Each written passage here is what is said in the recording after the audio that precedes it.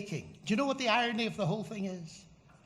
That in every one of the 100 trillion cells of my body and yours, there's the longest word that's ever been discovered. The human genetic code.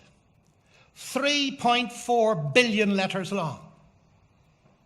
Now, you can do a little thought experiment.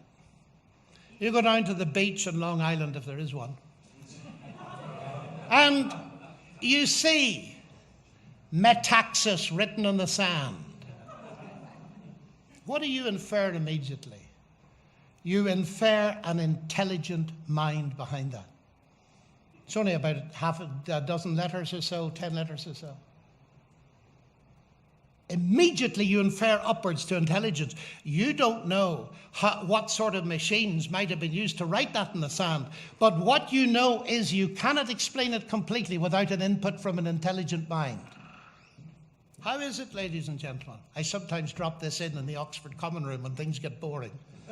How is it that we can look at the 3.5 billion letters of the genetic alphabet in exactly the right order? And when asked, where does that come from? Chance and necessity. Really? Seems to me there's something very odd going on here. And as a scientist, I want to finish now and give you a chance for questions.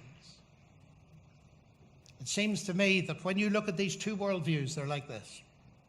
Naturalism says, in the beginning, was mass energy, wherever that came from, they can't tell us.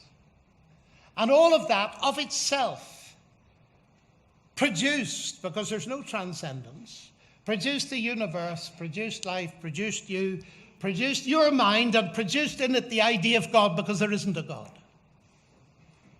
The other worldview is that mass energy is not primary, it's derivative. In the beginning was the Word, all things came to be through him. So you have the primacy of mass energy or the primacy of mind. And it seems to me, as a scientist, in the beginning was the Word makes infinitely better sense than the naturalistic view. Thank you very much, ladies and gentlemen.